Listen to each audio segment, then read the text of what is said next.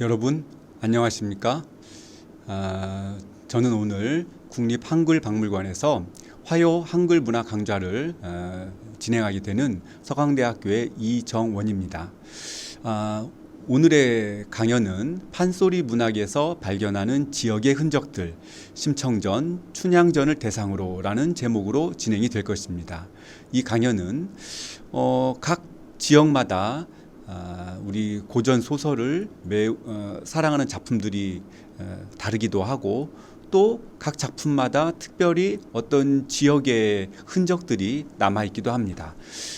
과연 여러 지역들에서 어떤 작품을 사랑하는지 그리고 작품에서는 어떤 지역들이 나타나고 있는지 그 나타남의 어떤 의미는 무엇인지 이런 것들을 저와 함께 살펴보는 자리가 될 것입니다.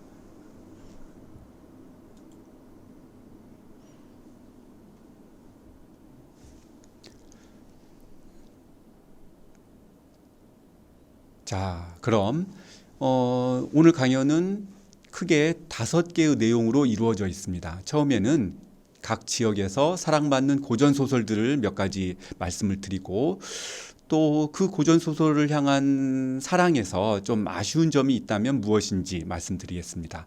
나아가서는 심청전, 춘향전의 지역의 어떤 흔적들이 어떻게 남아있는지 말씀을 드리고 고전 소설의 감동을 지역의 품격으로 승화시키기 위해서는 어떠하면 좋을지에 대해서 말씀드리겠습니다. 자, 그럼 먼저 지역에서 사랑받는 고전 소설들을 살펴보겠습니다. 지금 여러분이 화면으로 보고 있는 이곳은 남원입니다. 남원시 아영면 성리마을에 가면은 흥부마을이라고 해서 이렇게 관광지가 조성되어 있습니다. 저도 작년에 여기를 한번 어느 방송국에서 일이 있어가지고서 답사를 한 적이 있습니다. 그때 이곳을 소개해 주신 그 공무원께서 매우 사명감을 갖고 열정적으로 말씀을 해주셔서 참 감동적이었습니다. 그런데 좀 아쉽게도 이게 흥부마을이라고는 이야기를 하는데 여기다가 흥부마을이 아니라 심청인의 집 또는 춘향인의 집 이렇게 해도 실은 별 어떤 차이를 발견하기가 어려울 것 같습니다. 그러니까 이 흥부마을은 이 동네에 전해지고 있는 흥부와 관련된 설화라든가 어떤 지식, 지명 이런 것들에 근거해서 조성되었다 이렇게 볼 수 있겠죠. 그런데 또 아까 그곳이 아영면이었는데 남원시에는 동면이라는 곳에서도 또한 흥부와 관련된 여러 어떤 흥부전과 관련된 유적들 또는 설화들이 남아있다고 합니다. 그래서 이 동면과 아영면이 서로 누가 더 흥부마을로서의 어떤 이제 주도권이 있는 것인지를 두고서 좀 경쟁이 붙었나 봐요. 그래서 결국은 남원시에서는 경희대학교 민속학연구소에 누가 더 흥부전의 발상지이냐 고증 작업을 벌였고 민속학연구소에서는 아영면에 손을 들어주었다고 합니다. 당연히 동면에서는 섭섭했겠죠. 그러자 나중에 남원시는 95년에 한쪽은 흥부마을인데 흥부의 출생지이고 한쪽은 흥부마을인데 흥부의 발복지이다. 이런 식으로 해서 둘 다 참 흥부와 관련된 좋은 곳이다. 이런 식으로 손을 들어줬다고 그렇습니다. 그러니까 참 보면 우리 고전 소설에 대한 사랑이 참 남다르다는 것을 알 수가 있습니다. 또 여기는 그 경기도 옹진군 그 백령도에 있는 심청각이라는 곳입니다. 일종의 관광 명소인데 여기 이 자리에 백령도의 이 자리에 심청각이 세워지게 된 데에는 여기에서 저기 멀리 심청이가 물에 빠졌다는 인당수 그리고 연꽃으로 환생했다는 연화봉 이런 것들이 보이는 자리라서 여기에 이제 이렇게 심청강을 세웠다고 합니다. 네.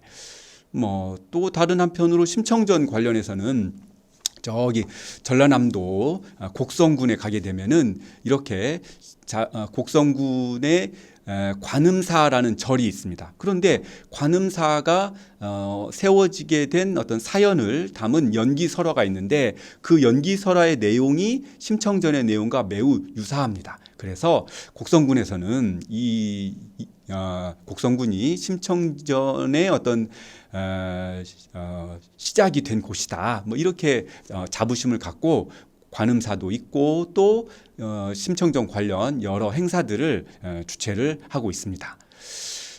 여기는 또 함양군입니다. 근데 함양군에 가보면은 변강쇠, 옥녀 이런 그 마을이 있습니다. 관광지가 있는데 거기에서도 뭐 이런저런 관광 상품이라고 그럴까요? 이런 것이 있긴 있는데 조금 제가 이렇게 사진으로 보여드리기에는 좀 남사스럽다고 그럴까? 뭐 그런 면이 있어서 그 사진은 제시하지 않고 함양군에서는 그런 어떤 변광쇠 옥녀에 관련한 어떤 관광 자원을 더 발전시키려고 이렇게 테마파크를 조성하겠다 이런 계획을 가지고 있나 봅니다.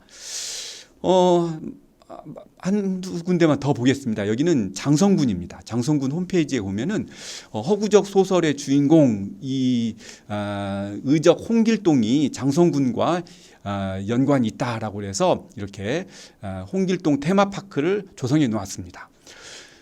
아마 고전 소설을 어떤 지역의 어떤 정체성 또는 관광 자원으로 활용하는 데 으뜸인 동네는 아무래도 남원인 것 같습니다. 남원은 아예 남원시 홈페이지를 들어가 보면은 춘향 남원 이렇게 남원시를 홍보하고 있습니다. 즉 남원의 정체성을 춘향과 관련지어서 형성하려고 노력하고 있습니다. 그래서 남원은 매년 이렇게 남원은 매년 춘향제를 개최하고 있습니다. 또 화면이 춘향제를 개최해서 춘향 선발대회도 하고 있고 또 이렇게 제사도 지내고 있는 것이죠. 춘향과 관련되어서 남원과 최근에 어떤 경쟁하고 있는 새로운 어떤 지역이 있습니다. 여기는 경북 봉화군인데 봉화군에 계신 조경남이라는 분이 춘향전의 원본이 되었던 이야기를 썼다라고 지금 자랑을 하고 있습니다. 그래서 또 그 이도령의 어떤 모델이 되었던 분이 성이성이다 뭐 이렇게 주장을 하고 있습니다. 뭐 이런저런 사례들을 보면은 각 지역에서 특별히 지역과 연고가 있는 고전 소설을 매우 중요하게 생각하고 있다는 것을 알 수가 있습니다. 그래서 그러한 고전 소설을 지역의 어떤 지역의 정체성을 형성하는 구심점으로 삼기도 하고 지역의 관광 자원 또는 지역 경제를 활성시키는 어떤 원동력으로 삼고 있다는 것을 알 수가 있습니다. 이것은 매우 반가운 일이고 또 한편으로는 그런 식으로 해서 지역을 활성화시키려는 여러 그 관계자분들의 노고가 참 어떤 경외감을 들게 하는 그런 일들이라고 저는 생각을 합니다. 하지만 고전 소설을 전공하는 제 입장에서 봤을 때에는 조금 그러한 사랑에서 아쉬운 점이 있습니다. 그것을 몇 가지 말씀을 드리겠습니다. 여기는 지금 화면에 보이는 것은 아까 그 백령도에 있는 심청각에 전시되어 있는 내용입니다. 심청전은 하나의 책이 아니고 전해지고 있는 심청전 책 자체가 230여 종 가까이 됩니다. 그래서 그것은 크게 네 가지로 그 책의 어떤 종류를 나눌 수가 있습니다. 첫 번째로는 종이에다가 붓으로 그 글씨를 쓴 필사본이고 두 번째로는 이 그 목판에다가 글자를 새겨서 찍어낸 목판본입니다. 그리고 세 번째로는 이 금속 활자로 찍어낸 그러한 활자본 심청전입니다. 그런데 이 활자본 심청전도 여러 가지가 있습니다. 그러니까 물론 활자본 심청전 자체는 최근에 나온 금속 활자본인데 그 책 자체에는 금속 활자본이 아니라 목 활자본이라든가 아니면은 옛날 이제 금속활자로 뭐 그런 식의 책들도 있습니다. 물론 심청전은 그냥 이제 1910년대, 20년대에 찍어낸 금속활자본만 있을 뿐입니다. 자, 그런데 여기에서 우리가 관심을 가질 만한 내용은 뭐냐면 필사본 심청전이라고 해서 소개한 책이 실은 필사본이 아니라는 것이죠. 여기 이렇게 소개되어 있는 이 필사본 심청전은 실은 목판으로 찍어낸 심청전입니다.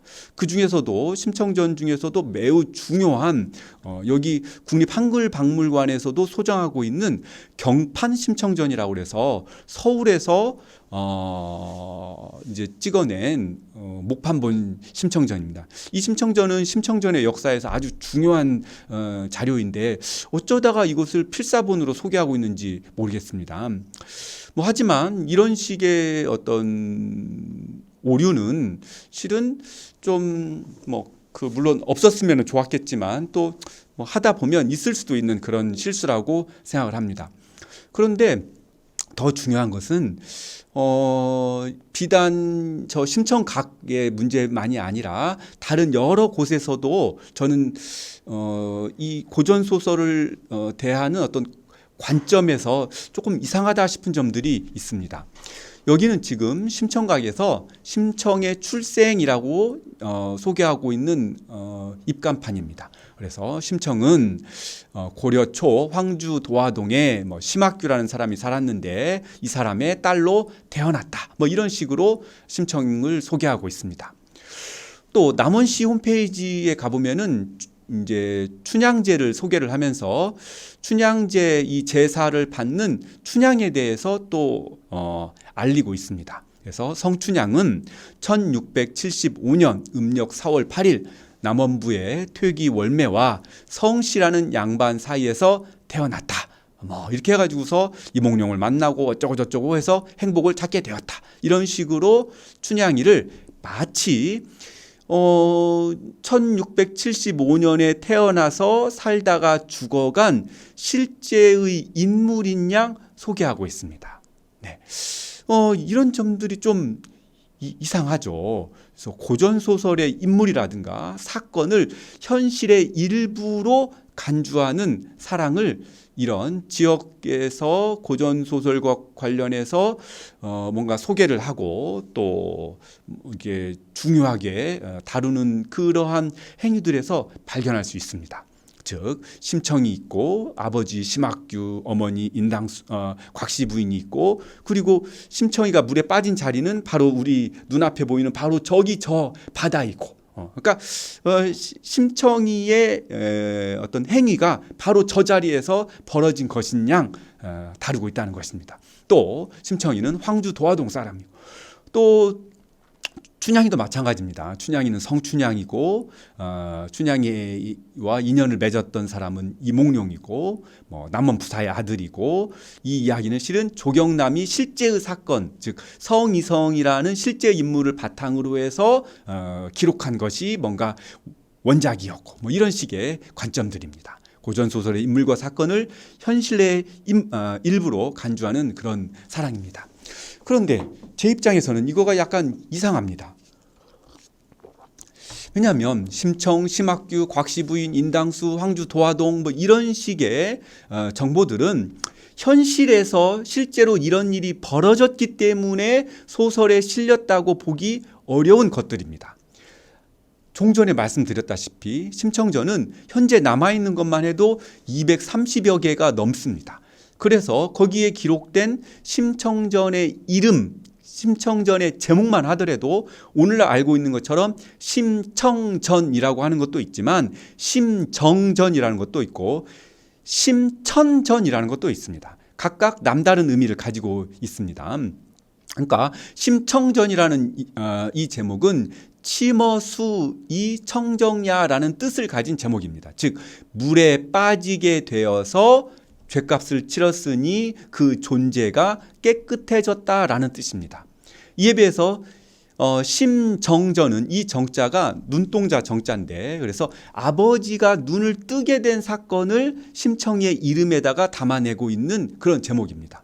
또 한편으로 심천전은 매우 천리에 또는 천도에 부합하는 이야기다라는 뜻을 가지고 있습니다. 각각 다 다른 어떤 심청전에서 주목하는 바가 다른 제목들이라고 할 수 있겠습니다. 오늘날 우리가 알고 있는 심청전이라는 이 제목은 심청전의 한 250년 거의 300년 가까운 역사에서 여러 제목들이 등장을 하고 경쟁을 하다가 최후에 남게 된 이름일 뿐이지 이것이 특별히 현실의 어떤 구체적으로 존재했던 어떤 사건이나 인물, 행위와 관련되어서 그러한 실제 했던 사건 인물로부터 나온 제목은 아니라는 것입니다. 심청의 아버지 심학규라는 이름도 그렇습니다. 지금 남아있는 널리 일반인들에게 알려진 이름은 심학규이지만 심청전 230여 이본에서 보면 그 이전에 수많은 심청 아버지의 이름이 있었습니다. 맨 처음엔 아예 이름이 없어서 심맹인이라고 했습니다. 그러니까 심씨 성을 가진 장님이라는 뜻이죠. 그러다가 심팽규, 심운, 심현 뭐 여러 이름들이 등장했습니다. 지금 제가 소개하고 있는 것은 그 중에서도 다만 좀 유명한 것들일 뿐입니다. 아주 많았는데 최후에 가서 가장 양반다운 이름으로 심학규가 남았을 뿐입니다. 심청의 어머니도 곽씨 부인이라고 하는데 이것도 한 100여 년 전쯤에나 등장한 이름일 뿐입니다. 그 전에는 정씨였다가 오씨였다가 양씨였다가 뭐 여러 가지가 있었죠. 심청이가 물에 빠졌다고 하는 인당수도 그렇습니다. 원래는 여러 소설들에 등장하는 이 자리는 그러니까 인당수가 등장하기 이전에는 음양수라고 그랬습니다. 이것은 좀 도교적인 성격의 이름이라고 할 수 있겠죠. 또 이것이 입에서 입으로 또는 책에서 책으로 필사가 되면서 전해지면서 조금씩 바뀌었습니다. 그래서 음양수가 은당수가 되었다가 님강수가 되었다가 또 임당수가 되었다가 또 아까 그 심청각이라는 데서 필사본 심청전이라고 소개했던 바로 그 경판 심청전에서는 인단소라고 그랬습니다. 인단소라는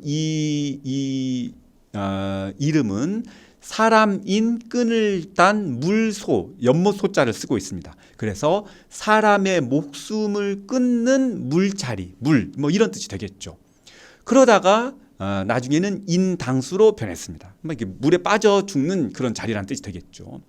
보면은 다 이름이 다르다는 것을 알 수 있고 따라서 백령군에서 저기 저 자리가 심청이가 빠져 죽은 자리다라고 하는 것은 좀 이상한 것입니다. 왜냐하면 그 인당수라는 이름은 백령도 심청이가 물에 빠져 죽는 행위가 그 자리에서 벌어졌기 때문에 나온 이름이 아니라 원래는 음양수였는데 또는 그거 말고도 여러 다른 물에 빠지는 자리에 대한 어떤 이름이 있었는데 그것이 변해가는 과정에서 나중에 인당수가 나왔을 뿐이라는 것이죠. 심청과 심청네 아버지 어머니가 살았던 그 동네도 뭐 황주 도화동이 오늘날에는 널리 알려져 있지만 그 전에는 너무나 많은 장소와 또 시대가 있었습니다. 뭐 아주 옛날에는 그냥 옛날이라고 그랬습니다. 그러다가 당나라, 명나라, 송나라 시절이라고 그 시대가 바뀌기도 하고 심청이가 사는 동네도 유리국이라고 했다가 유리국 행화총, 양주, 도화동, 오류촌 뭐 여러 이름들이 경쟁을 하다가 최후에 남은 게 황주, 도화동일 뿐입니다. 즉 핵심은 오늘날 심청전의 인물과 사건을 현실의 특정 자리라고 이렇게 지명을 하는 것은 좀 이상한 일이라는 것입니다. 왜냐하면 심청전은 허구의 이야기이고 허구의 이야기에서 여러 인명과 지명 사건들이 여러 가지로 모색이 되다가 최후에 남은 것 또는 경쟁력 있게 남은 것 자체가 심학규 또는 뭐 곽씨 부인 그리고 황주 도화동 인당수일 따름이라는 것이죠. 춘향이도 마찬가지입니다. 뭐 오늘날에는 아까 1670 몇 년인가 그때 춘향이가 태어났다고 하는데 저는 깜짝 놀랐어요. 그 문장을 보고서 저걸 과연 어떻게 알았을까? 저때 춘향이가 태어났다는 것을. 왜냐하면 춘향전은 심청전보다 이본이 더 많습니다. 현재 남아있는 것만 해도 300여 종이 넘는데 거기에서는 춘향이의 이름이 서춘향, 안춘향, 김춘향 또는 아예 기생이기 때문에 성씨가 없이 그냥 춘향이라고도 합니다. 춘향이는 원래는 많은 이본들에서는 기생이라고 하고, 그리고 기생으로 등장하는 춘향전이 아마도 먼저 나온 춘향전 같습니다. 그래서 나중에는 춘향이가 기생이 아니라 성참판의 서녀로 등장을 하게 됩니다. 그러니까 춘향이가 성춘향이가 뭐 있다. 그러니까 성춘향이라는 이름 자체는 춘향전의 역사에서 매우 나중에 등장한 것이죠. 그런데 이걸 두고서 성춘향이가 1675년인가요? 아까 그때 태어났다고 말을 하는 것은 이상한 일이라는 것입니다. 그래서 이제 그 춘향전을 현실에서 벌어진 일, 어떤 인물, 사건, 그것의 일부로 간주하다 보니까 춘향전을 감상하면서 이런 것은 춘향전에서 일어나기는 하지만 현실에서는 있을 수 없는 일이야, 이런 식으로 검증하는 작업들이 벌어지기도 합니다. 예를 들면 이도령은 1년 만에 과거에 급제할 수가 없다. 그러니까 이게 이도령 같이 맨날 한량처럼 놀던 애가 어떻게 과거에 급제할 수 있겠느냐, 또는 조선의 과거제도 자체가 1년 만에 초시, 복시, 이런 모든 시험들을 한꺼번에 다 1년 만에 치러낼 수가 없다, 이런 주장을 하는 것이죠. 또 한편으로는 장원급제를 했다고 해서 암행어사가 될 수도 없다. 또 암행어사가 되었다고 하더라도 신관사또를 봉고 파직할 만한 권한이 없었다. 더 나아가서는 춘향이가 이도령의 정실 부인이 된다고 춘향전에서 말을 하는데 조선의 신분제에 대해서는 그럴 수가 없다. 이런 식으로 춘향전을 어떤 그 실제로 벌어진 일이었는지를 검증하는 일들을 하기도 합니다. 그래서 결국은 그런 일들은 현실에서 벌어질 수 없기는 하지만 거기에는 신분의 멍에나 탐관오리의 학정에서 벗어나고 싶은 욕망, 그 심리, 소망이 투영되어 있으니 심청전은 참 괜찮은 작품이 아니겠느냐, 이런 식으로 춘향전을 가치 평가를 하게 됩니다. 그런데 이런 식으로 춘향전을 가치 평가를 하게 되면 결국은 탐관오리의 학정에서 벗어난다, 신분의 멍에에서 벗어난다, 이런 것처럼 이미 현실에서 의미 있는 일들로, 가치 있는 일들로 평가가 되는 것들을 춘향전에서 다시 확인하고 그래서 춘향전이 가치 있다라고 말하는 꼴이 됩니다. 즉 춘향전이 가지고는 고유의 가치가 무엇인지는 외면한 채 춘향전 바깥에서 가치 있다고 하는 것을 춘향전에서 다시 확인하고 그것으로서 춘향전의 가치를 평가하는 것이죠. 왜냐하면 춘향전은 현실에서 벌어진 일의 일부로 간주되기 때문입니다. 이것은 그렇게 문학적이지 않은 어떤 관점이라고 저는 생각합니다.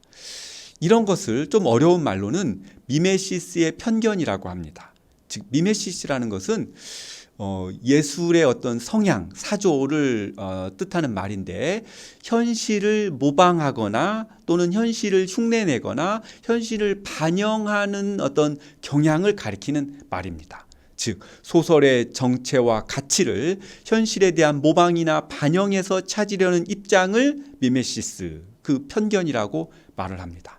이런 입장에서 보자면 문학이란, 춘향전, 심청전이란 현실을 비추는 거울일 뿐이고 문학은 또는 춘향전, 심청전의 가치는 사회학이나 역사학의 진실을 따라하는 것, 그것으로만 평가됩니다. 결국은 춘향전, 심청전은 앵무새일 뿐이라는 것이죠.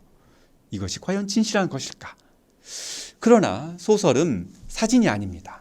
소설이라는 예술에서 우리가 감상하는 것은 현실에서 확인할 수 있는 무엇이 아니라 소설 속에서만 존재하는 그 무엇이라고 볼 수 있습니다. 자, 영국의 킹스 크로스라는 기차역에 가보면 그 플랫폼에 이 플랫폼 9와 4분의 3 그 자리에 가보면은 이런 조형물이 설치되어 있습니다. 아마 어떤 분들은 이 사진만 봐도 이것이 무엇인지 단박에 알아챘을 것입니다. 보니까 웬 세 장을 반절로 그 쪼개가지고 벽에다 붙여놨고, 또 그 여행 짐을 실은 그 짐 가방 트렁크를 카트에 실어서 뭔가 벽하고 충돌하는 뭐 그런 장면인 것 같아요. 잘 보니까 이 세 장을 반절로 잘랐고 여행 가방과 카트도 반절을 쪼개서 벽에다가 붙여놨습니다. 왜 이런 걸 놨을까요? 아마 아시는 분들은 단박에 알아챘을 텐데, 이것은 유명한 영국 소설이죠. 해리포터에 등장하는 한 장면입니다. 해리포터가 호그와트행 급행 열차를 타기 위해서 이 열차의 9와 4분의 3 플랫폼의 벽에 카트를 탁 부딪혀서 벽을 통과하는 장면을 이렇게 형상화해 놓았습니다. 바로 그래서 이 영국의 킹스 크로스역 9와 4분의 3 플랫폼의 바로 이 자리는 소설에서 현실과 환상이 교차하고 만나는 장면입니다. 해리포터는 이 벽을 뚫고 마법의 세계로 들어가게 됩니다. 따라서 이 장면은 현실의 벽이 그리 단단하지 않음을 경험하게 하는 자리라고 알 수 있습니다. 따라서 해리포터가 존재했던 현실들, 해리포터는 현실에서는 어느 집에 부엌대기로 지내고 있었습니다. 계단 밑에 있는 조그마한 방에서 그 구박을 받으면서 살고 있었죠. 그것이 해리포터의 현실이었습니다. 하지만 그 현실의 벽이 단단하지 않음은, 그 현실이 해리포터의 세계의 전부가 아니었음을 이 장면은 증거하고 있습니다. 그리고 이 앞에서 많은 관광객들은 해리포터의 그 경험을, 해리포터를 통해서 그 자신의 경험을 반추하게 됩니다. 현실의 벽은 그리 단단하지도 않고, 현실이 나의 존재를 규정하는 모든 것이 될 수 없다는 것을 여기에서 체험하게 합니다.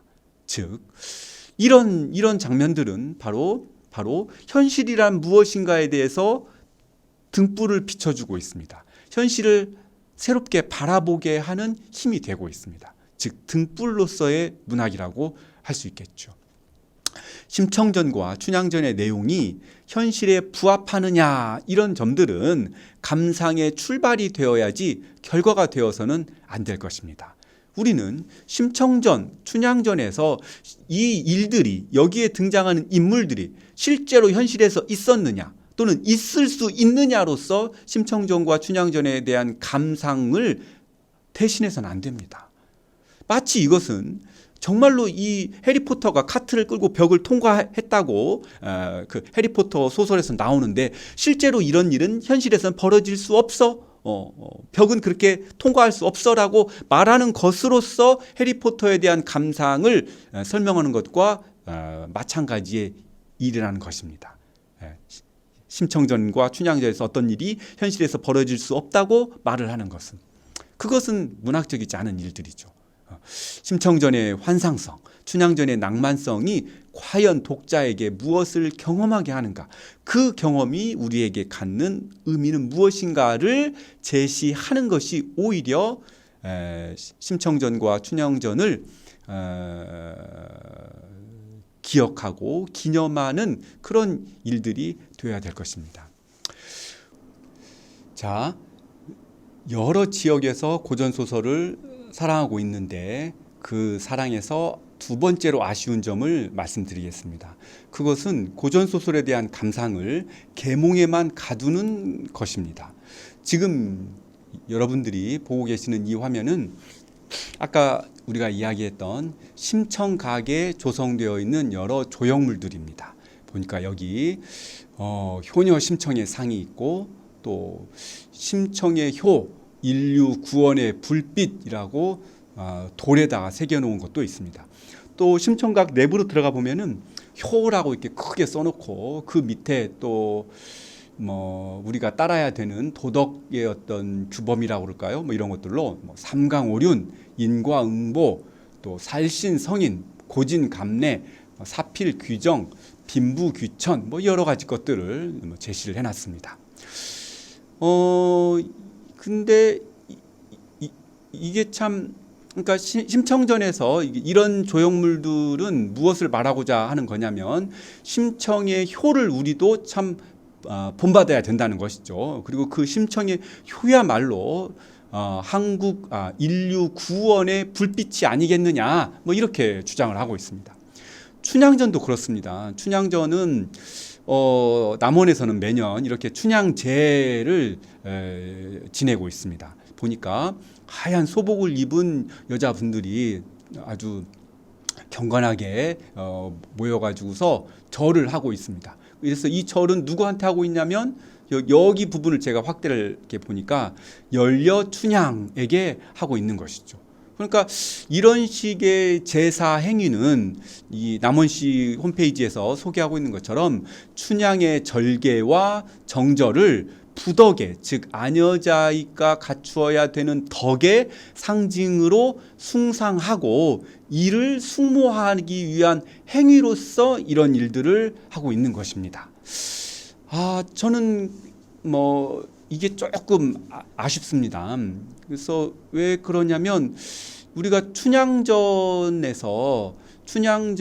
뭔가 고전으로서 훌륭한 문학 작품이라면 거기에서 우리가 무엇을 뭔가 발견해야 되는 것일까? 무엇이 과연 춘향전을 훌륭한 문학 작품으로 만드는가?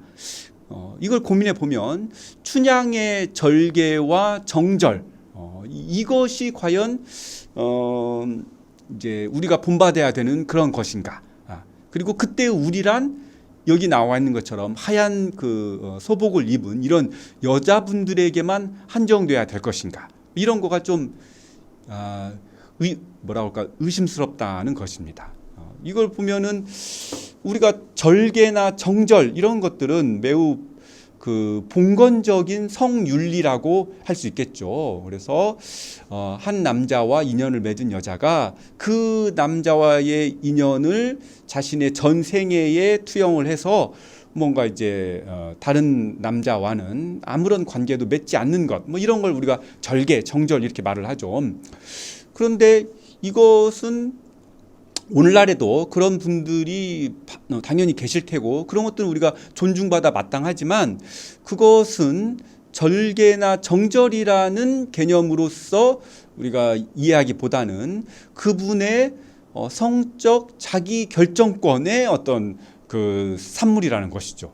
그래서 내가 누군가를 사랑을 하니까 그 사랑에 대한 어떤 결과로서 내 성적 자기 결정권을 나는 이런 식으로 행사를 하겠다. 즉 인간 존엄의 구현 방식의 하나로서 뭔가 한 남자를 사랑하고 또 뭐 그 남자와의 어떤 성적인 관계를 내가 선택을 하고 그럴 수 있기는 하지만 여자라면 마땅히 뭔가 한 남자에 대한 어떤 절개를 지켜야 돼요. 이런 식의 발상은 현대적이지도 않고 또 오늘날에 맞지 않다는 것입니다. 그런데 춘향전에서 춘향의 행위를 절개와 정절이라고 명명하고 이것을 오늘날의 현대의 여성들도 본받아야 된다. 그것이야말로 부덕의 상징이다 라고 말하고 그것을 이렇게 추앙하는 것은 좀 이상한 일이라는 것이죠. 이상한 일이라는 것이죠. 왜 춘향전의 어떤 고전으로서의 가치를 여성들만 이렇게 따라야만 되는 것일까? 왜 춘향전의 가치를 봉건윤리의 어떤 개념으로 다시 명명하고 따라야만 되는 것일까? 우리는 현대인이고 현대인에겐 현대에 맞는 윤리가 있고 춘향전 또한 오늘날에도 우리가 의미 있게 발견할 수 있는 많은 가치들이 있는데 그 점에서 좀 이상하다는 것입니다. 심청전부터 다시 살펴볼까요? 이걸 보니까 제가 이 사진을 어떤 네이버 블로그에 올라와 있는 데서 제가 가지고 왔습니다. 그래서 이분은 여기 심청각을 가서 이제 둘러보고 사진을 찍었는데 그 사진을 올리면서 자기 감상을 여기다가 써놨어요. 제가 하도 재미가 있어서 이 말을 같이 여기다가 실어놨습니다. 뭐라고 했냐면 이게 지금 심청이가 물에 뛰어드는 장면이죠. 그런데 왜 굳이 치마를 들고 있는 동상을 조성을 해놨는지 모르겠다라고 의문을 제기하고 있습니다. 이게 참 실은 제가 이분의 이제 감상을 보고 좀 아쉬운 점이 들었어요. 이게 저 장면이 어떠한 장면인지 전달이 안 되고 있구나. 심청전에서 보면 심청이가 물에 뛰어들 적에 여러 가지 그 장면이 연출이 됩니다. 그러니까 여러 심청전마다 심청이가 물에 뛰어드는 장면이 다 다릅니다. 어떤 장면에서는, 어떤 심청전에서는 심청이가 그냥 의연하게 물에 뛰어드는, 아무런 두려움도 없이 물에 뛰어드는 심청전도 있습니다. 그런데 많은 심청전에서는 심청이가 치마를 얼굴에 이렇게 뒤집어 쓰고 물에 뛰어듭니다. 왜 그렇겠습니까? 무섭기 때문이죠. 내가 아버지를 위해서 물에 뛰어들기는 하지만, 그러긴 하지만 그것은 그러면 내가 죽게 되니까 그 죽음이 무서우니까 치마로 얼굴을 가리는 것입니다. 내가 아버지를 위해서 뛰어들어야만 한다는 나의 선택 또는 그 당위성, 그것과 그것을 내가 할 수 있는가 또는 하고 싶어 하는가, 이런 여러 가지 문제들, 그 착잡한 심정이 복합되어서 연출되는 장면이 바로 치마로 얼굴을 가리는 것입니다. 심청이는 스스로 물에 뛰어들기를 선택을 했지만 너무나 그게 두려운 일이었던 것이죠. 결국은 심청전이 위대한 고전이 되는 까닭은 바로 그런 장면에 있습니다.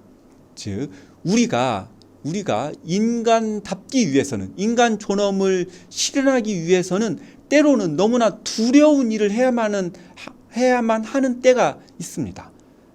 심청이는 매우 두려운 일이지만 그것을 자기 인간 존엄을 실현하는 한 방편으로 이해하고서 뛰어들게 됩니다. 그 복합성을 실현하는 장면이 바로 치마로 얼굴을 가리는 거라고 할 수 있겠습니다. 그런데 이 석상은 심청이의 내면에 있는 번뇌나 고통은 제대로 드러내주지 못하고 있습니다. 그러다 보니까 그냥 치마를 왜 들었을까, 이런 식의 반응이 관람객들에게 나오게 되는 것이죠. 실제로 심청전을 보면 여러 가지 내용들이 있습니다. 필사본 사제동 소장 30장 본 심청전을 보면 심청이가 동량을 갖다가 동네 사람들한테 괄세를 받는 장면이 있습니다. 그래서 동네 사람이 귀찮다, 오지 마라, 보기 싫다, 나가거라, 이런 식으로 구박을 하기도 하고, 또 집으로 돌아오는 길에는 개가 심청이를 막 보고서 물으려고 달려듭니다. 그러자 심청이가 돌아서면서 아따 이 개야 짖지 마라, 너희 주인이 괄세한들 너도차 나를 물려고 하느냐, 이렇게 서글퍼하는 장면입니다. 또 경판 24장 본 심청전을 보면 심청이가 뱃사람들을 따라서 동네를 떠나기 전날 밤 이렇게 하늘에 기원하는 장면이 있습니다. 심청이가 고요히 앉아서 생각하되 죽을 날이 불과 수삼일 남았다. 그래서 말을 합니다. 하늘을 우러러 왈, 이제 부친이 앞을 못 보시매 내가 있어도 반나절을 나가 돌아오지 못하면 그 사이 물 한 술 떠드릴 사람이 없어서 나를 기다리시는데 내가 죽으면 우리 아버지를 누가 보호해서 목숨을 이어가게 하겠는가? 날이 오래지 못하여서 기야이사 굶주려서 죽게 되는 것을 면치 못할 것이니 망극함을 어찌하리요? 라고 말하고 있습니다. 즉, 심청이는 자기가 죽는다고 해서 아버지가 눈을 뜰 거라고 믿지 않았습니다. 여기 말하고 있지 않습니까? 기야이사할 것이다. 굶어 죽을 것이라는 것이죠.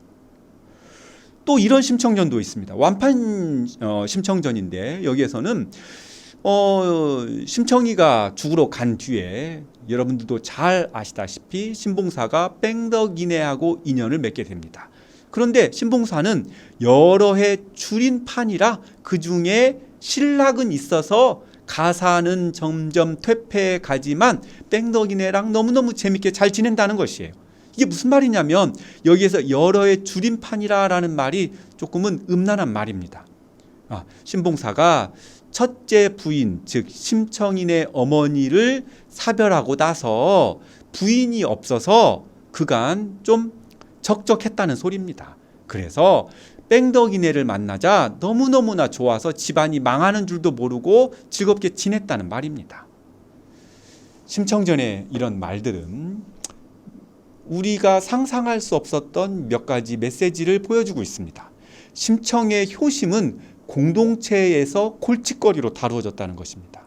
또 심청이는 비록 자신을 희생하지만 그렇다고 해서 아버지의 눈뜨기가 바로 이루어질 거라고 믿지도 않았다는 것입니다. 저런 아버지의 눈뜨기를 믿지 않는다. 이런 심청의 대사가 직접적으로 드러나는 심청전도 있고 또 그렇지 않은 심청전도 있습니다. 하지만 심청이가 아버지의 눈뜨기를 믿지 않았다는 것은 모든 심청전에 오롯이 남아 있습니다. 그 가장 강력한 증거가 뭐냐면 맹인잔치입니다. 만약에 심청이가 아버지의 눈뜨기를 믿었다면 맹인잔치를 열지 않았겠죠. 아버지가 여태까지 눈을 뜨지 못했을 거라고 생각을 했으니까 맹인잔치를 여는 것이죠. 그러니까 심청이는 자기가 물에 빠져서 죽지 않고 황후가 되었다는 것은 이 현실이 물에 빠지면 죽는 것 같은 현실의 어떤 논리만 있는 것이 아니라는 것을 스스로 체험을 했습니다. 그렇다면 자기가 물에 빠져서 죽지 않고 살아난 것처럼 아버지도 눈을 떴을 거라고 생각을 해야 맞겠죠. 하지만 심청이는 그렇지 않습니다. 맹인잔치를 엽니다. 아버지가 여태 맹인일 거라고 믿고 있습니다. 아버지의 눈뜨기를 심청이는 믿지 않았던 것입니다. 또 그런 아버지는 심청전에서 저런 딸의 고귀한 희생을 받기에는 너무나 비루한 인물로 나타나고 있습니다. 물론 심청전마다 이 신봉사의 인물 됨됨이는 다르게 나타납니다. 하지만 어떤 심청전에서는 저렇다는 것입니다. 결국은 이런 여러 심청전의 모습들은 도덕이란 우리에게 무엇인가? 과연 그 도덕적 인간은 우리에게 불편합니다. 또 아버지의 눈뜨기를 믿지 않는 심청처럼 그 도덕이 나한테 보상하는 바가 불투명한데 나는 왜 도덕적인 인간이 되어야 할까? 또 과연 인간의 존엄은 어디에서 비롯되는 것일까? 우리는 심청이는 저렇게 비루한 아버지를 위해서 정말 스스로를 희생을 해야만 되는 것일까? 여러 가지 질문들을 받게 됩니다. 그런데 이러한 이 심청전에서 우리가 체험하게 되는 것들이 이렇게 다양하고 이것은 계몽으로 규결될 수 없는 문학적인 질문이고 체험입니다. 그런데 이런 것들은 깡그리 무시한 채 그냥 심청의 아버지를 위해서 딸이 죽는 것이 효이니까 우리도 그것을 실천해야 된다는 식으로 계몽의 관점에서 심청전을 이해하고 신비화하는 것은 이상한 일입니다. 실은 오히려 이것은 심청전의 고유한 가치를 외면하는 일이라고 저는 생각합니다.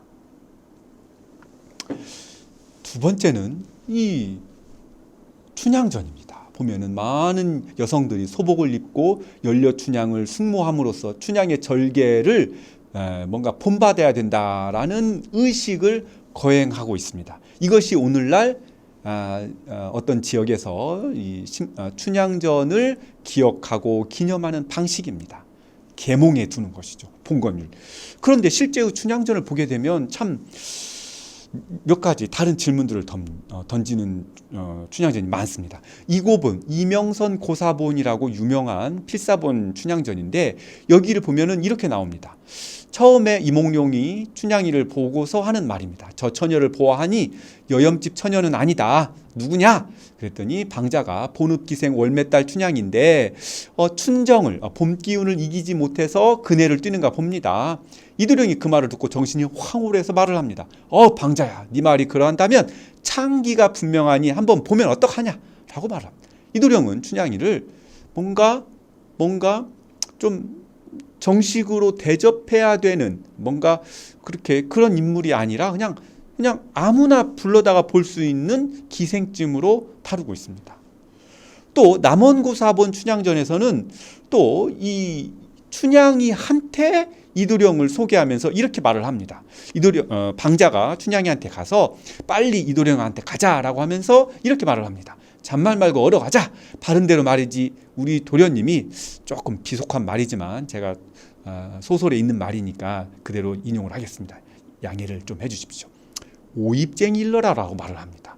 그러면서 말을 한다는 게 오매지상이요, 초병마개요, 말에 채인 엉덩이요, 돌에 채인 복숭아뼈요, 산개미 밑궁이요, 경계주머니 아들이라고 말을 합니다. 오늘날에는 이게 잘 쓰이지 않는 말들이라서 무슨 말인지 좀 여러분이 보기에는 이해하기 어려우실 것 같아서 제가 간단히 설명을 해드리겠습니다.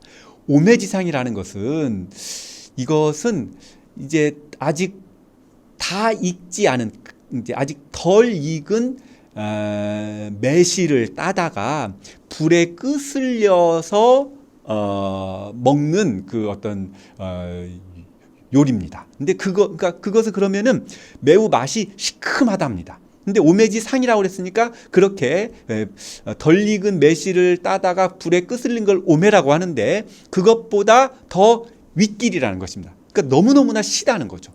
초병마개는 식초병의 마개란 뜻입니다. 시다는 거죠. 말한테 엉덩이를 채여도 시고 돌에 복숭아뼈를 탁 맞아도 시고 개미 그 밑궁 그 똥구멍은 혀로 맡아보면 그래서 시큼하다입니다. 경계주머니 아들이라는 말도 시큼하다는 것과 관련 있는 표현입니다. 전부가 다 시다는 것입니다. 이것은 뭔가 오입쟁이들, 그러니까 음탕한 사람들은 신 것을 좋아한다라는 속설에 기반한 말들입니다. 결국은 이 방자가 지금 이도령한테 하고 싶었던 메시지의 핵심은 뭐냐면 이 사람은 대단한 오입쟁이라는 말입니다. 그래서 만약에 네가 향기로운 말로 이도령을 맵시 있게 뭔가 후려가지고 초친 해파리에다가 해파리를 먹으려고 식초를 치게 되면 흐물흐물해지잖아요. 그래서 그렇게 만든다면 온 남원이 너의 것이 될 것이다. 대동미를 실어 나르기 위해서 뭔가 그 대동미를 보관하는 것을 운양고라는 창고라고 하는데 그 창고에 있는 모든 재물들이 다 네 것이 될 것이다 라고 말을 하고 있습니다. 즉 방자는 춘향과 이도령의 어떤 인연을 매우 세속적인 입장에서 이해하고 있고 이도령을 뭔가 그 이 창기에 탁 빠져버리는 오입쟁이로만 이해하고 있습니다. 무슨 고결한 사랑 이런 게 아닌 것이죠. 실제로 그래서 완판 84장본 춘향전에서는 이도령이 춘향과 이별할 적에 이런 말을 합니다. 춘향이가 나도 너를 따라가겠다 이렇게 말을 하자 이게 너를 데려가겠다고 우리 어머니한테 말을 했더니 꾸중이 대단하시면서 양반의 자식이 아버지를 따라서 지방에 왔다가 첩을 두어가지고서 데려가게 되면 내 인생의 앞길이 매우 고이해지고 나는 나중에 벼슬도 못한다. 너와 나의 사랑은 참 이 세상에서 상식적으로 받아들여질 수 없는 사랑이다. 이렇게 말을 합니다. 이도령이 이 말을 했는데 나중에는 변관사또 즉 우리 신관사또죠. 변사또가 와서도 이 말을 또 합니다. 즉 사대부들 세계에서 이도령과 춘향의 사랑 서로가 서로에게 의리를 지키는 그런 사랑은 있을 수 없는 비상식적인 것입니다. 즉 우리는 춘향과 이도령이 서로가 서로를 존중하고 그래서 그 사랑의 의리를 서로가 지켜서 춘향이는 절개를 지키고 이도령은 그런 춘향이를 이 신관사또로부터 구해준다. 뭐 이런 식으로 이해를 하고 있었는데 실제 춘향전을 들여다보면 그렇지 않습니다. 춘향이는 창기일 뿐이고 이도령은 성욕에 들뜬 오입장이로 등장합니다. 그들의 사랑은 또한 많은 사람들한테 인정받지 못하는 이상한 사랑일 뿐입니다. 그런 점에서 춘향전은 어떻게 해서 춘향과 같은 창기가 그렇게 고결한 사랑의 어떤 의무를 지향을 하고 있는가 이런 질문을 던지게 되는 것이죠. 하층민은 정말로 피천한 사람일까? 또 이 이도령과 같은 또 이 비루한 사람을 어떻게 해서 춘향이를 버리지 않고 그 춘향이를 구원하려는 의무를 자신의 어떤 소명으로 받아들이는가? 과연 서로 이루어질 수 없는 사랑이었는데 어떻게 해서 이런 사랑은 존재할 수 있게 되는가? 이런 식의 질문들을 던지고 이 질문들에 대한 대답을 우리는 춘향전에서 찾아야만 합니다. 그것이 춘향전이 주는 고결한 체험이라고 할 수 있는 것이죠. 그런데 저런 질문들은 외면한 채 춘향이가 절개를 지켰다. 암행어사인 줄도 모르고 절개를 지켰다. 마치 심청이가 자기가 죽으면 살아날 줄도 모르고, 또 심청이가 자기가 죽으면 아빠가 눈 뜰 거라고 생각하지도 않은 채 희생하는 것을 당연한 것으로 신비화하고 이를 따라야 한다고 계몽하는 것, 이런 것들은 이상하다는 것이죠. 이것은 오히려 춘향전이나 심청전이 가지고 있는 고유한 가치를 외면하는 일인 것입니다. 소설의 감상이 기존 도덕에 대한 무비판적인 수용으로 대체될 수는 없습니다. 고전이 끊임없이 현재에 대해서 질문을 던지기 때문에 의미가 있는 것입니다. 희생을 감수하는 여성으로서 심청과 춘향을 기억하고 희생을 감수했을 때만이 구원받는다라는 논리를 받아들인 것은 심청전과 춘향전의 진실이 아닐 것입니다. 그런 점에서 조금 더 고전 소설에 대한 사랑을 조금 더 다른 방향으로 틀어야 된다라고 저는 생각을 합니다. 자, 여러분, 지금부터는 이제 그러면 심청전에 남아있는 지역의 흔적들에 대해서 알아보겠습니다.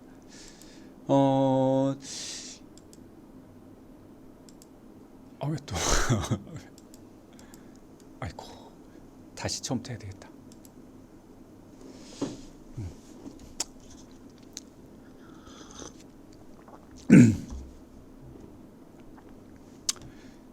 자, 여러분, 지금부터는 심청전에 남아있는 지역의 흔적들을 알아보도록 하겠습니다. 우리는 보통 심청이는 남경 뱃사람을 따라 인당수로 가서 죽는다, 이렇게 알고 있습니다. 그러니까 이거를 심청전의 어떤 사건이라고 생각을 하고 있죠. 그러다 보니까 중국으로 가는 백길이니까 심청전은 서해안 지역에서 나왔겠구나, 이렇게 보통 생각을 합니다.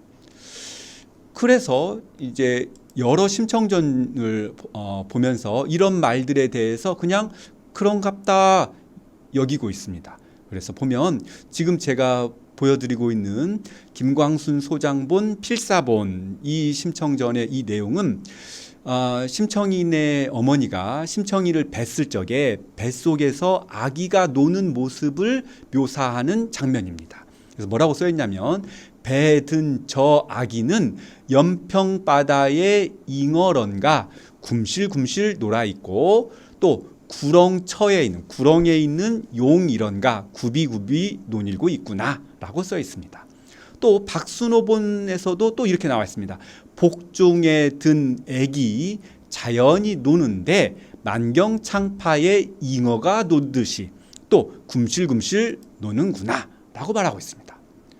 그런데 그냥 아무 생각 없이 볼 때는 그냥 그런갑다. 이제 심청이는 중국으로 가야 되니까 연평바다를 지나서 가겠구나, 이렇게 생각할 수 있습니다. 그런데 잘 보면 이 문장은 이상합니다. 뭐가 이상합니까? 눈치를 채셨습니까? 연평바다에 잉어가 놀 수 없다는 것이죠. 바다에는 잉어가 없지 않습니까? 그렇다면 이 구절은 뭔가가 잘못된 것입니다. 제가 그래서 왜 이런 구절이 나왔을까? 만약에 우리가 뭔가 의식을 가지고서 글을 쓰다 보면 이치에 맞게 글을 쓰는 것이 자연스럽습니다. 근데 이 표현은 이치에 맞지 않습니다. 그렇다면은 뭔가가 잘못된 거라는 거죠. 제가 그걸 찾아보기 위해서 다른 심청전들을 한번 이 장면이 들어간 다른 심청전들을 쭉 뽑아봤습니다. 지금은 한국학중앙연구원으로 바뀌었는데 정문현이라고 옛날에는 그랬습니다. 정신문화연구원이라고. 거기에는 이렇게 되어 있습니다. 동중에 노는 애기 창파 바다에 잉어 노듯 굼실굼실 노는구나. 또 최재남 소장본에는 이렇게 되어 있습니다. 복중에서 애기 논다 장포 바다에 잉어 노듯이, 또는 구름 속에 쌍용이 노는 듯이 구비굼실 노는구나.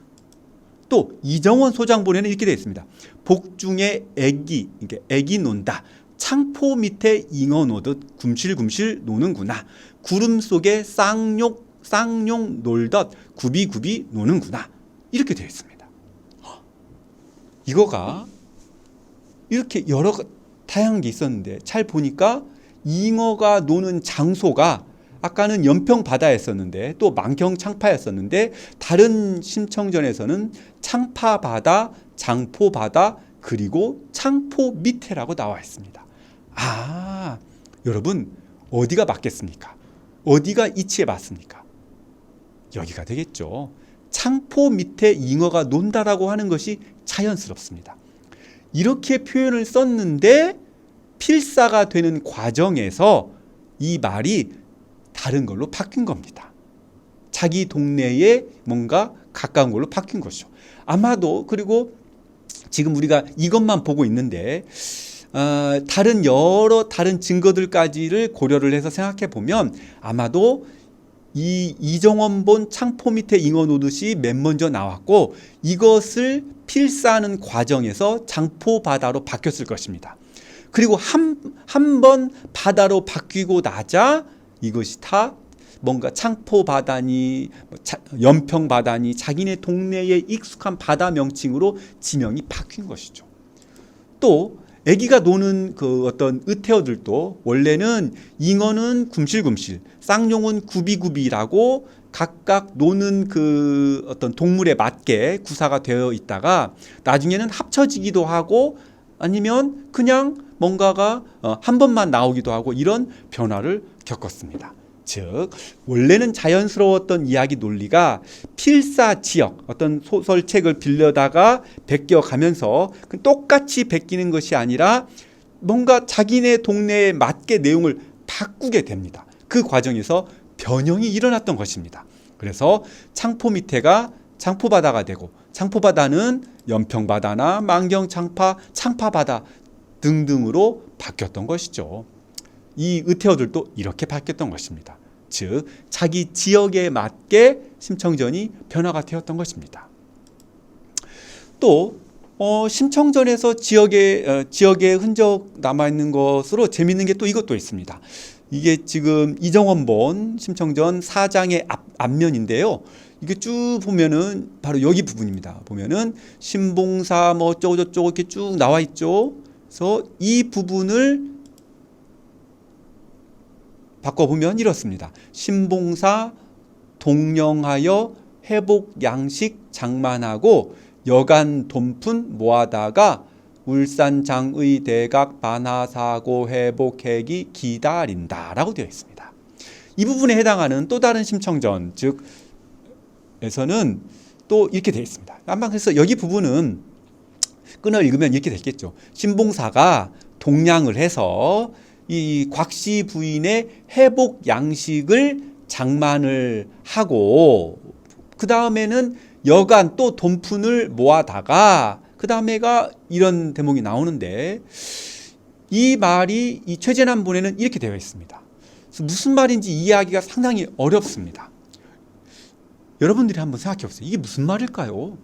이게 제가 한참을 고민을 하고 조사를 해서 결국은 알아냈습니다. 이 말은 이런 뜻이었습니다. 울산장에서 울산장의는 울산시장에서 대각은요 쉽게 말하면 녹각입니다. 녹용 같은 거죠. 그래서 어린 그 사슴에 이렇게 털이 난 그 뿔을 가리키는 말입니다. 또 파나라는 것은 우리말로는 끼무릇이라고도 하는데 녹용 대복탕 뭐 이런 식의 해산을 한 다음에 산후조리용 한약을 지을 적에 들어가는 약재들입니다. 이게 지금. 그래서 울산시장에 가서 대각과 파나를 사서 부인이 회복하기를 기다린다라는 말이었습니다. 그러니까 여기에서 이 장면, 이런 심청전의 이 장면은 옛날 심청전에는 있는데 오늘날 여러분들이 알고 있는 그 대중적인 심청전에는 없는 대목입니다. 그런데 잘 보니까 울산이라는 지명이 나와 있는 것이죠. 그런데 여기 이 울산이라는 지명을 이 심청전을 아마 그대로 갖다가 베꼈다기보다는 아마 이런 내용을 가진 심청전이 또 있었을 수도 있는데 이것을 어쨌든 베끼면서는 이 글자를 잘못 읽어가지고 이 부분을 잘못 읽어가지고서 뭔가 자기 마음대로 바꾼 겁니다. 율산, 대각, 많이 사고. 아마도 이 사람은 뭔가를 산다라고는 알았는데 율산과 대각을 샀다. 뭐 이런 식으로 바꾼 거죠. 그러니까 울산 시장을 율산으로 바꾼 겁니다. 지금. 어쨌든 이런 식으로 하나의 심청전이 있었는데 이 심청전에는 지역의 흔적이 남아있고 이 심청전이 다른 지역으로 넘어가게 되면 원래의 지역의 흔적은 사라지고 변형된다는 것도 알 수 있겠습니다. 이번에는 춘향전을 보겠습니다. 춘향전도 정말 300종이 넘으니까 다 다르지만 또 같은 내용이 있습니다. 좀 이야기를 효율적으로 하기 위해서 제가 하여튼 우리가 살펴봐야 되는 것을 좀 써봤습니다. 춘향전을 읽는 독자는 춘향의 사랑을 응원하게 됩니다. 춘향이 신관사또의 수청을 거절하는 것을 지지합니다. 암행어사가 된 이도령이 춘향을 구원하는 장면은 통쾌합니다.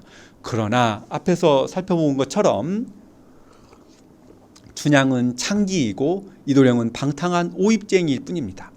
왜 우리는 이 있을 수 없는 사랑을 사랑합니까? 어떻게 해서 우리는 춘향전의 사랑에 감화가 됩니까? 어떻게 해서 춘향이가 수청을 거부하는 것을 그럴 수 있는 일로 생각하고 지지하는지, 어떻게 해서 방탕한 오입장이었던 이도령이 그 사대부 도령에 맞게 춘향이를 잊어버리고 자기 성공의 길로 가면은 되는데 그렇지 아니하고 일부러 내려와서 춘향이를 구원하게 되는지, 그것을 왜 있을 법한 일이라고 생각하게 되는지, 그 논리가 무엇인지, 그 까닭이 춘향이 열녀이기 때문이다 라고 한다면 이것은 진실하지 않습니다. 왜냐하면 춘향전에서는 분명 기생이 열녀가 되는 것은 이상한 일이라고 말하고 있습니다. 그것이 상식이라는 거죠. 또 절개를 지켜야 한다는 윤리는 현재적이지도 않습니다. 그러니까 우리가 여성이 자신의 성적 자기 결정권을 행사하는 것은 지지하고, 왜 지지하냐면 그것은 인간 존엄을 구현하는 한 방식이기 때문입니다. 한 양상이기 때문입니다. 지지하지만 그 방식으로서 뭔가 춘향이가 이도령에 대한 사랑을 고수하는 것은 지지하지만 춘향이가 여자고 여자는 절개를 지켜야 된다라는 봉건의 도덕을, 윤리를 따라야 하기 때문에 우리는 춘향이를 지지한다라는 말은 현재적이지 않다는 것이죠. 왜냐하면 그런 식의 춘향이의 도덕은 오늘날 우리에게는 별로 큰 의미가 없기 때문에 그렇습니다. 그런데 춘향전을 자세히 보게 되면 오히려 춘향이는 기생이기 때문에 열련이 뭐니 뭐 절개니 뭐 이런 거하고 상관이 없는 존재입니다. 그것이 어울리지 않는 존재예요. 그럼에도 불구하고 춘향이는 오히려 신분에 어울리지 않는 존재를 지향하고 있습니다. 바로 그 지점이 우리를 매혹합니다. 즉 춘향의 매력은 절개를 지킨다, 뭐 수청을 거부한다, 바로 그 행위에 있는 것이 아니라 그럴 필요가 없고 그것을 기대받지도 않는 존재인 한 인간인데, 자기의 자존감에 근거해서 나는 그런 식의 비천한 인간이 아니라 누군가를 사랑하고 그 사랑에 대한 책임을 지는 인간이고 싶다.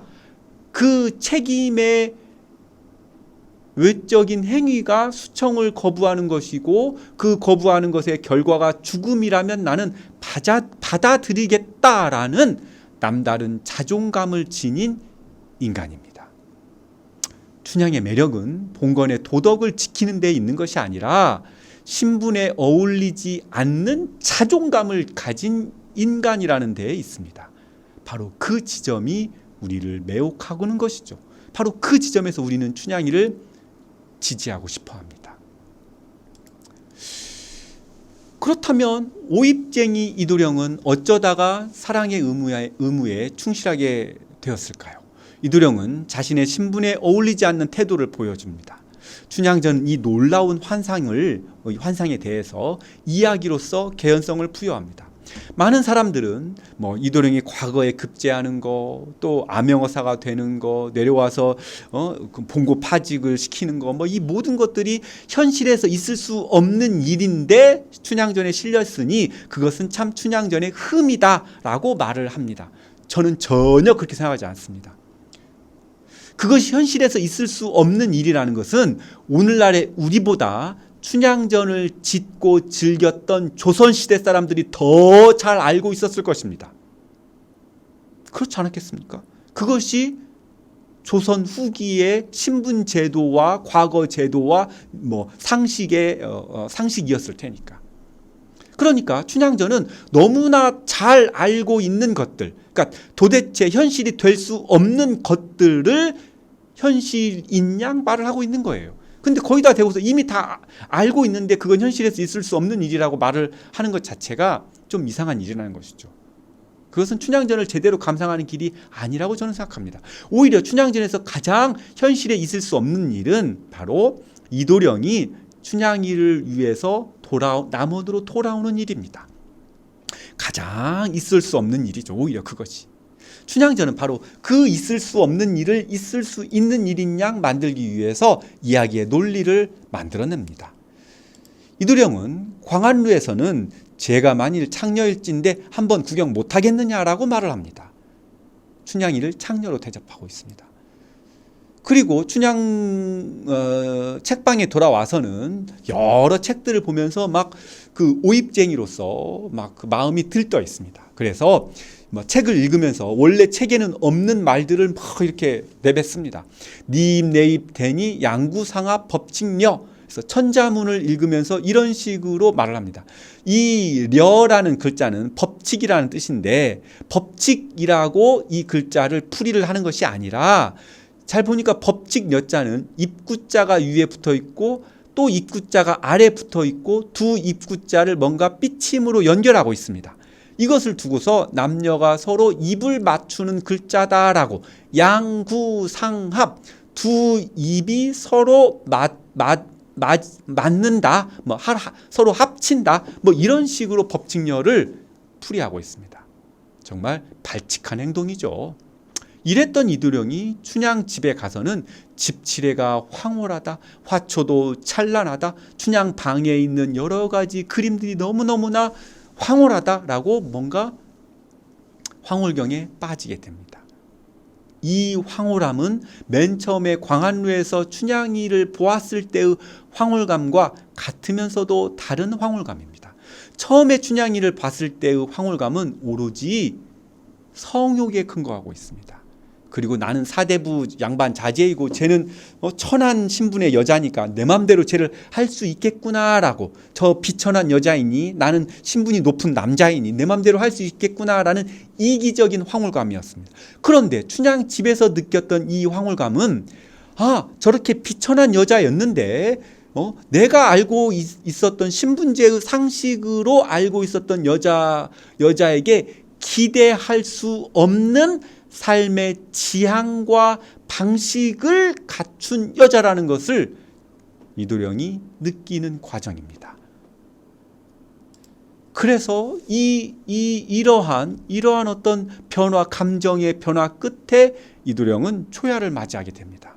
즉, 이 초야까지 이르는 과정, 이러한 장소를 이동해 가면서 이도령의 그 어떤 정서의 변화 과정은 이때 가졌던 이기적인 어떤 황홀감 또는 이기적인 색욕 또는 성욕에서 계층적 이기성을 빼버리고 비록 현실에서의 신분은 기생이지만 기생답지 않은 고결함과 품격을 지닌 인간에 대한 사랑으로 바뀐 어떤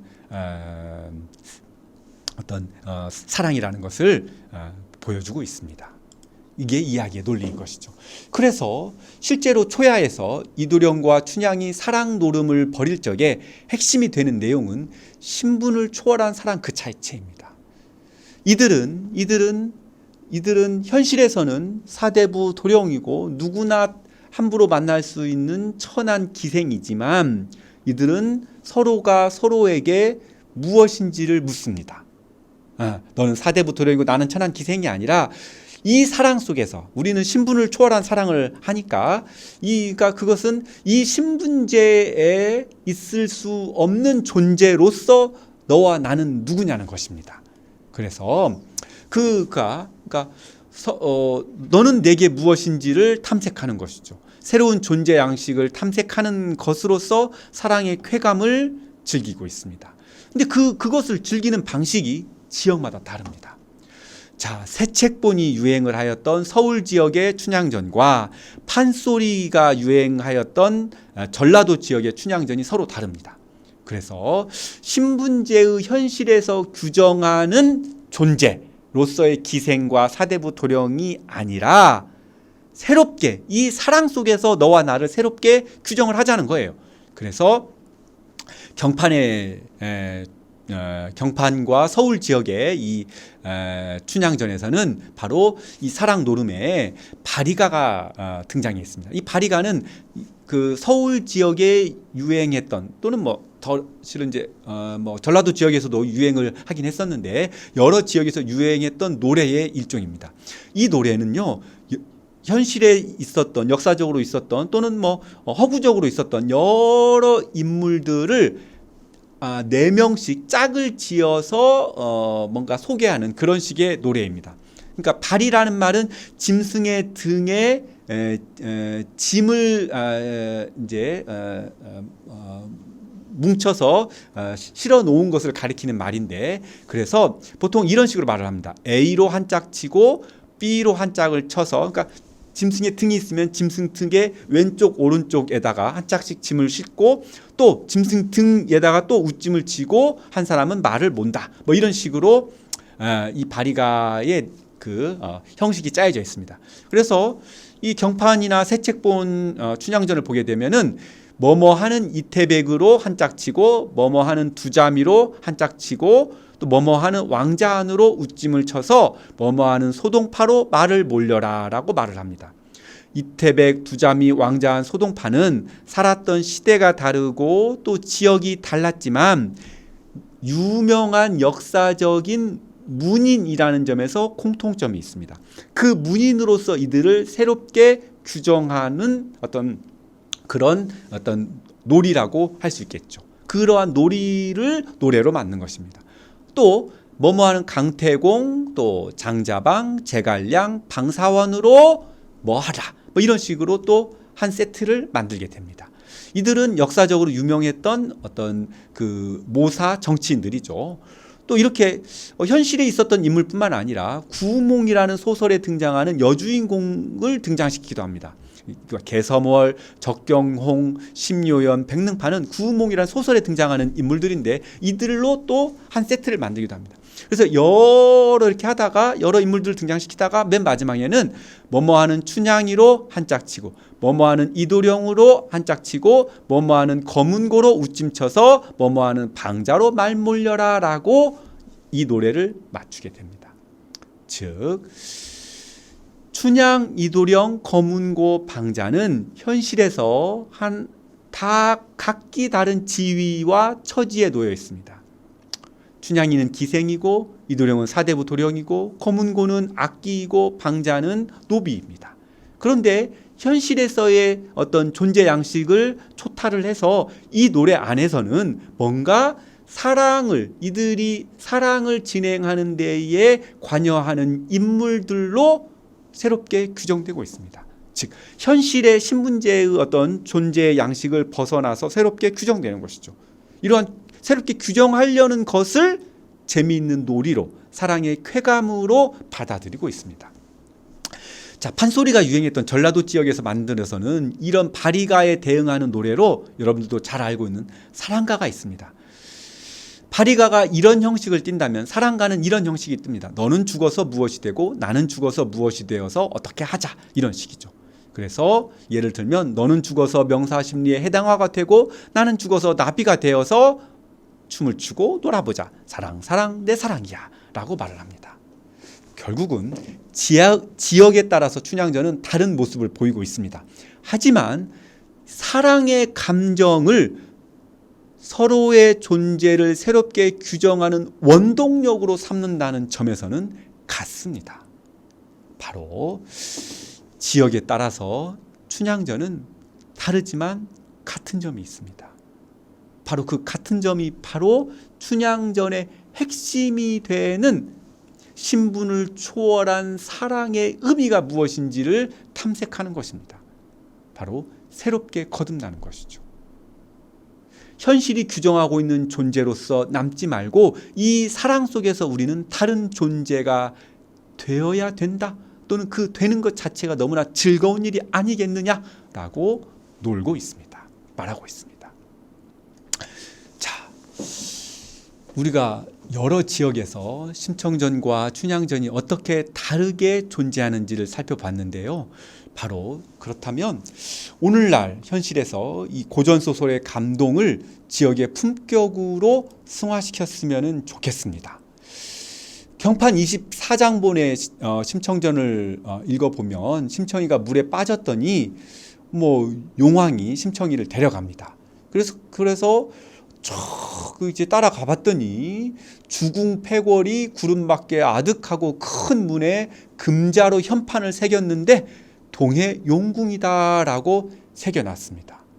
이 심청전은 그러니까 심청이가 빠진 데가 서해가 아니라 아예 동해라고 말을 하고 있습니다. 아마도 이 심청전을 이 경판의 그 어머니가 되었던 필사본이 뭔가 저 동해랑 관련된 지역이었기 때문일 것입니다. 이 심청전에서는 참 재밌게도 심청의 전생을 소개하고 있습니다.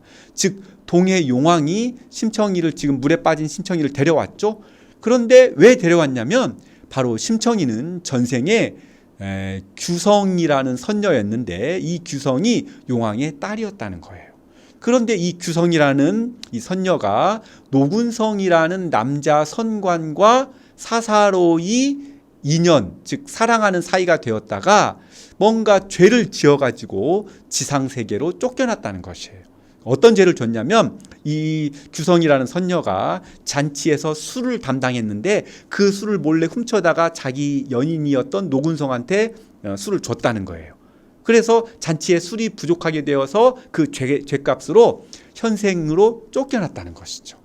그래서 현생에서 이 죄값을 치르느라 심청이가 전생에서 술을 도적해서 애인에게 준 것처럼 여기에서는 심청이가 밥을 동량해서 아버지를 먹여 살리는 죄값을 치르게 했다는 것이죠. 너무 재밌지 않습니까? 그런데 단순히 그 죄값만 치르는 것이 아니라 더 나아가서 아버지를 위해서 죽음을 마다하지 않는 거가 너무나 갸륵하니까 그것을 이제는 그 죄값을 치르는 것뿐만이 아니라 그 훌륭한 도덕에 대한 보상을 해줘야 된다라고 지금 이야기가 전개된다는 것입니다. 그래서 전생에서 이렇게 죄를 지었던 이 자기 딸 규성이가 현생에서 심청으로 환생해서 자기 존재에 드리워진 소명을 다 완수를 하고 힘겹게 살아가는 것을 위로하기 위해서 용왕이 데려왔던 것이죠. 그래서 이 용왕이 말을 합니다. 너는 내가 너의 아버지라는 것이 기억도 안 나겠지만 이 용궁에 내가 너를 오라고 했다. 너무나 네 인생은 힘들었겠지만 이제는 너의 고생은 다 끝났다. 너는 너의 존재에 드리워진 사명을 훌륭하게 수행을 했고, 그래서 이제는 너의 고생이 다 끝났고 앞으로는 많은 복을 누릴 테니 슬퍼하지 말아라라고 위로하고 있습니다. 그리고 또 그렇게 해서 심청이가 용왕이 준 뭔가 음식을 먹었더니 전생일이 다 기억이 납니다. 그러고 있었더니 조금 있으니까 심청이네 엄마가 그 곽시분이죠. 여기 심청전에서는 정시분이라고 나오는데 이 엄마가 선녀가 돼가지고서 내려와서 심청이를 또 위로를 해줍니다. 그러자 심청이가 말을 합니다. 이제 이 심청이가 엄마한테 말을 하는 거죠. 소녀가 인간에서 이때 인간 세상입니다. 고초를 겪던 일을 생각하오매 마음이 놀라운지라. 이제 이미 이에 들어왔사오니 이제 이미 용궁에 들어왔으니까 나가지 말고 여기에 머물고 싶습니다. 심청이는 아무 생각 없이 효를 실천하는 기계가 아니에요. 심청이는 말하지 못했지만 너무나 힘들었던 거예요. 그래서 이제는 다시 나가기 싫다라고 말을 하니까 부인이 슬퍼하지 말아라. 이제는 다시 인간 세상에 나가면 전일의 그 고생은 다 한바탕 꿈이 되고 될 것이니 어찌 네가 천명을 어기겠느냐라고 위로합니다. 심청의 진심을 어머니가 위로하고 있습니다. 즉 이런 심청전들은 다분히 효를 너가 실천해야만 한다. 효를 실천하면 참 복을 누릴 것이다. 이런 식으로 말하지 않습니다. 그 과정에서 어떤 고난이 있었는지를 분명하게 드러내고 있습니다. 많은 심청전들은 각 지역의 특성에 맞게 또는 그 지역 사람의 어떤 기호에 맞게 심청전을 조금씩 바꾸고 뭔가 변개를 해왔던 것이죠. 그 비단 심청전뿐만이 아니라 모든 고전 소설들이 다 그렇습니다. 판소리 문학은 더 그렇습니다. 많은 판소리의 풍부한 유산을 받아들여서 더 재미있고 훌륭한 작품들을 많이 만들어냈습니다. 이렇게 많이 변개되어 가면서 여러 지역에서 필사되어 가면서 그 이야기가 더 깊어졌습니다. 단순히 효를 실천하면 복을 받는다는 그러한 단순한 어떤 희생과 보상의 논리로만 이야기가 전개되는 것이 아니라 그 과정에서 우리가 감수해야 되는 고통은 무엇인지, 왜 우리는 그 고통을 감수해야만 하는 것인지, 과연 그 도덕이 오늘날 우리에게도 정말 의미가 있는 것인지, 이런 것들이 따져졌던 것이죠. 동해 용궁에서 심청이 받는 위로는 도덕적 계몽보다 훨씬 아름답습니다. 서해바다 어디가 인당수이고 여기가 심청이가 빠진 자리다라고 말을 하고 심청의 그 희생을 인류를 구원할 도라고 그냥 무작정 강조하는 것은 조금 아쉬운 점이 있죠. 원래 심청전은 또는 심청전의 역사는 그게 뭔가를 절대적인 도덕으로 간주해서 이것을 우리가 따라야 된다라고 계몽하는 것이 아니라 오히려 그 과정에서 우리가 또는 심청이가 겪어야 되는 고통이 무엇이고 왜 우리가 그것을 지향해야 되는지를 고민하는 과정으로서 또 체험하는 과정으로서 소설이 존재하고 있었기 때문입니다. 보상이 아니라 고통을 인정하기 때문에 이런 작품들은 위대했던 것입니다. 그래서 이 작품이 품격이 있게 되는 것이죠. 저는 오늘날 많은 여러 지역에서 우리 고전소설을, 판소리 문학을 사랑하는 것은 매우 반가운 일이고 정말 귀한 일이고 또 그것을 실천하기 위해서 많은 분들이 애쓰고 있다는 것을 잘 알고 있습니다. 그러한 그분들의 정성이 더 귀하고 보람되기 위해서는 조금 더 방향을 바꾸었으면 좋겠습니다. 고전소설의 사람과 사건들이 현실의 일부였을 거라고 생각하고 그것을 검증하는 차원에서 소설을 기념하거나 그들의 행위가 뭔가 우리가 본받아야 되는 어떤 절대적인 도덕이라고 간주해서 그 작품에서 빚어지고 있는 문학적 체험을 좀 간과하는 것보다는 소설에서 빚어지고 있는 성찰과 체험을 우리 앞에 보여주는 그것이 무엇인지를 탐색하게 하는 어떤 방식으로 소설을 기념했으면 좋겠습니다. 네, 이상으로 우리 판소리 문학에서 발견하는 지역의 흔적들이라는 국립한글박물관의 강연을 마치도록 하겠습니다. 여러분 고맙습니다.